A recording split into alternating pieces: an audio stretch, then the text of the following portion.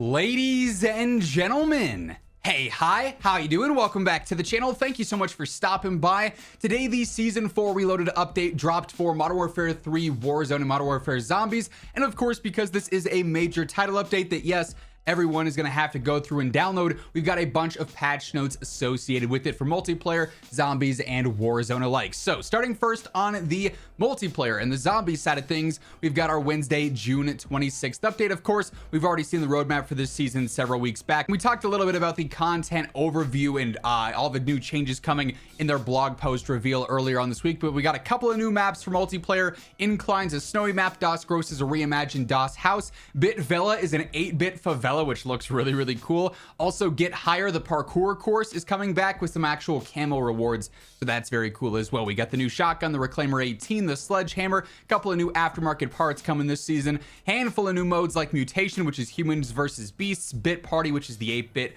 LTM, Havoc, where the gameplay modifiers change so you can have auto ammo refill or third person or low gravity, headshots only, blueprint gunfight, pretty self-explanatory, bunch of new events coming as well. For some global updates here with customization, the Beam Saber blueprint for the Soul Runner can now perform melee executions from the front as the base weapon can, and attachment skins will no longer unequip after returning to a private match lobby. Grand Mastery calling cards and emblems.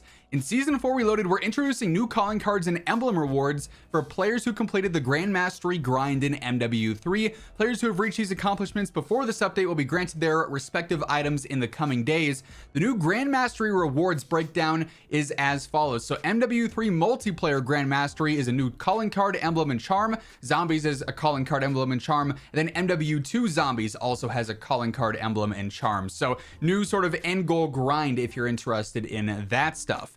For some general multiplayer updates here, Victim Calling Card is now displayed on the HUD upon killing an enemy. For some bug fixes, they fixed an issue preventing the scoreboard from scrolling in free-for-all, addressed various issues allowing incompatible attachment combinations in the gunsmith. Weapons converted from burst fire to full auto now display an accurate fire rate in the detailed stats. That's awesome there. Proper team colors now shown on the minimap in gunfight. HUD widgets now properly displayed down teammates in cutthroat. Calling cards are now sized properly in the HUD. Fixed event challenge completion splashes displaying incorrect rewards, addressed an issue with gunsmith allowing certain attachment limits to be bypassed. You could have more than 5 attachments. Adjusted descriptions for pros and cons on various attachments. For progression, addressed an exploit allowing kills without dying challenges to be completed improperly, improved the tracking of the priceless camo on the RGL, removed the duplicate Jack BFB muzzle on the Bass B, removed duplicate Cronin muzzle on the Kastov 762 and Chimera. They made a couple of different map updates here on Rundown, Scrapyard, Terminal, and Tokyo, including various different exploits, some rendering stuff there, some general map changes that we usually see every major update. Weapons and attachments. So keep in mind for now, this is just the multiplayer weapon updates. Warzone will also have other ones to detail as well, but on the FJX Horus, they decreased the maximum range by 10%, decreased the near to medium damage range from 25 to 22 meters, decreased medium damage range by another 10%. So basically a 10% nerf across the board. The far to medium damage range also got nerfed there. And then on the Scimitar kit, they increased the damage range benefit. So that just makes the Scimitar kit more viable for like sniper support, whereas the base FJX Horus will just be, meant for like close range run and gun style gameplay. On the broadside conversion kit, they fixed the muzzle attachment being unequipable. We'll see if it's actually fixed this time, like 4th time's the charm, you know. For the marksman rifles, Car 98K, let's see how this actually functions and if this translates to Warzone as well. They removed the hipfire aim assist properties for controller, decreased the strength of ADS aim assist properties. Controller aim assist properties of the Car 98K are now aligned with the sniper rifle class. I assumed that's what was going to be the change there. So that's the main nerf to the Car 98K in multiplayer. No damage, no velocity changes whatsoever. On the Lockwood MK2 Warden's conversion kit, they increased the sprint to fire speed, decreased the maximum damage range, and decreased the near to medium damage range. They just made it worse up close. The Carrick 300 got a bunch of updates. They increased the maximum damage, the near to medium damage, the medium damage, and the minimum damage. And then also they decreased the ranges across the board while increasing the neck and head damage multiplier, and then also the lower torso damage multiplier. So damage is better on the Carrick now, range is worse. Interesting change there on a sniper not many players use. Then on the Core 45 conversion kit, they fixed an exploit allowing akimbo rear grip to be equipped. On the ACS, hacked equipment no longer prompt a player to pick it up. Mosquito drone damage is no longer dealt to the killstreak owner near drone explosion. That's solid there. Can't count how many times I accidentally hit myself with one of those because I'm in the general area. Mortar strike, they made some adjustments here with the travel time, the delay between mortars and whatnot there. Given these changes, the time between target acquisition and first mortar impact is halved, although the overall duration of a wave has not changed due to the increase in mortars and decrease in delay. It's more difficult to outrun a mortar now, basically. Missile drone, improved flight paths. Swarm damage is no longer dealt to the killstreak's owner, and then DNA bomb players within vehicles are no longer immune. In ranked play, they also unrestricted the MTZ 556 and the Holger 556 because of their weapon evaluation that they had a few seasons back. So that's going to, obviously change things up for the overall meta within ranked. Now, for zombie stuff here, we obviously actually have a content update, which is crazy because it happens once in a blue moon. The unstable rifts are now live. It's kind of like mini round-based zombies as a mini game within general zombies there. They also have some bug fixes here. Fixed inaccurate weapon ammo counts, addressed an issue causing parties of 3 or more to be stuck when matchmaking. Camo unlock requirements for melee weapons will no longer display inconsistently. Resolved an issue with notifications repeating. The Prestige 14 Zombies calling card, run them down, now tracks properly. And then weapon updates in zombies, specifically the Lockman Shroud conversion kit packet punch will no longer remove full auto. And then snipers equipping an explosive ammo will no longer prevent ammo mods from being activated. So now that that's all out of the way, let's jump over to the Warzone patch notes. So here we also have our Warzone specific June 26th updates. And keep in mind as we are going through all the details and changes here, if you're new to the channel or maybe you have not subscribed yet, let's change that. Every single day I got you covered with news, updates, patch notes, meta breakdowns. We're going to have so many different meta updates and different videos coming soon, so you're not going to want to miss any of those. Be sure to hit that subscribe button and join us on the road to 1 million subs. And if you enjoy this video, a like rating is always really appreciated, as it does really help the channel grow. First things first, here we do have the new Altered Strain event that's going on now. This has changed Popov Power as a POI on Urzikstan. We'll have other content rewards going on at this event as well. So map updates, Popov Power Meltdown. This entire area is going to be different now. There's going to be new tunnels underground. Certain buildings are destroyed or cracked open. We've got some new modes coming. So LTM modes, obviously Mutation Resurgence is going to be Resurgence, but with various different power-ups and special effects. We talked about this in the blog the other day. If you missed that video, feel free to pause. You can read all the full details there. We also have that as a quads LTM for right now. So obviously our playlist this week is going to be Mutation Resurgence quads on Urzikstan POI, ranked play trios, plunder quads on Urzikstan, battle royale solos, duos, trios, and quads on Urzikstan. Then for Resurgence, it's just quads on Rebirth, and then solos and trios as map rotation. No Resurgence duos again is really weird, I'm not gonna lie. New gameplay updates. So Specialist perk recently reintroduced to Resurgence. This all-powerful perk is now in Urzikstan, so you can get that on the big map there. You can acquire that via bunkers, or if it's like the boots, which are supposed to be bunker only loot, you can get it wherever you want because that's not actually in effect. Redacted weapons, the 10 attachment weapons are also now, wait, they say 8 attachments here, but the initial blog said 10.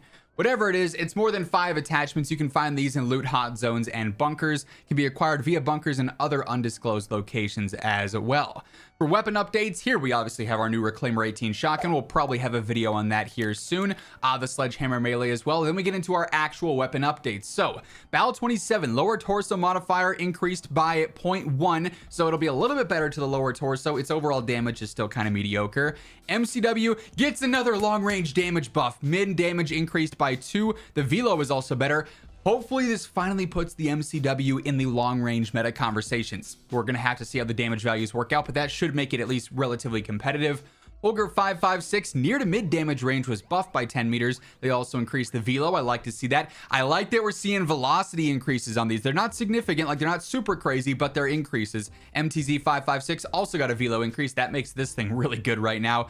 M16 Jack Patriot amp also got a mid damage buff. So this was already really good. We talked about this the other day. This is actually like a legitimately viable option now in the overall meta. The MTZ 762 max damage range was buffed, so its close range damage. Near to medium damage range was also buffed. So the MTZ 762 might actually be viable as sniper support if that range is actually out there and the mobility can hold up nice. For SMGs, on the Horus the Scimitar kit, max damage range was buffed by a few meters. The near to mid damage range was buffed, mid damage range buffed as well. So the Scimitar is going to be even better for sniper support, and no changes to the base Horus, so that still has a crazy good TTK up close. The base Striker actually saw a lower torso modifier buff as well, a small one, but a buff nonetheless by 0.1 there, so that makes that a little bit better. And then the Rival 9 max damage range increased by just a very small amount there. Near to mid damage range increase as well, so even better for sniper support. No changes to the Superi. Really surprised with that as well. RAL LMG minimum damage was actually buffed by 1, so that's better for long range. Sakin MG38 minimum damage buffed by 1, better for long range. The RAP H leg modifier was slightly buffed, so that's solid there. The RAP already has a crazy fast TTK. HCR near to mid damage range was also buffed by a few meters. That's not going to be a super significant one here. Marksmen, so the cars coming up on the Warden's conversion kit, they killed that sprint to fire there. Then on the Car 98K, modified controller aim assist property, so there's no more aim assist on the Car 98K. Max damage range decreased to 55 meters, so your one-shot range with full attachments is going to be slightly worse now. The velocity is also worse now, so the Car 98K actually got some value nerfs and an aim assist nerf there too. It's still going to be a great one-shot sniper, but hopefully this opens up the sniper meta some. And then also with the rifle buffs here with velocity changes, that makes these a little bit more competitive there across the board as well. We also have an adjustment to loadouts here. C4 decrease the max damage, that was necessary. Decrease the outer damage, that's good too, and then the max radius as well. So C4 gets even more of a nerf, definitely needed there. Mosquito drone no longer is going to deal damage to you if you're the owner. For bug fixes here, fix an issue causing the mosquito drone icons to remain on the map when they're not active. I have that all the time. I'm like, am I actually safe to walk here, or can I avoid this area? Like, what's going on? So it's nice to see that's been updated. Fix an issue causing players to be sent back to the main menu after a ranked play match. An issue causing the tack sprint boots icon to overlay with the hold the give up text. An issue preventing players from viewing the Warzone rewards menu. An issue allowing expired contracts to count towards the complete any 4 contracts challenge. And an issue causing the converted SMG BP50 to use AR ammo instead of SMG. Ooh, that's a really good update there. That makes the SMG BP50 even better. And that's actually all the changes today. So for a mid-season update and a major title update, all things considered, this wasn't like a super jam-packed patch note update compared to some of the ones that we've seen recently, but some decent meta updates across the board. I'm kind of surprised the SMG category wasn't adjusted all that much, but regardless, that's everything that ended up changing with the Season 4 Reloaded patch, and that's going to wrap things up. If you enjoyed the video, do me a favor and drop a like, and on your way out, be sure to hit that subscribe button to guarantee you're always up to date with everything going on in COD. But once again, thank you so much for tuning in, and until next time, take it easy, have an awesome rest of your day, and I'll catch you later. Peace out.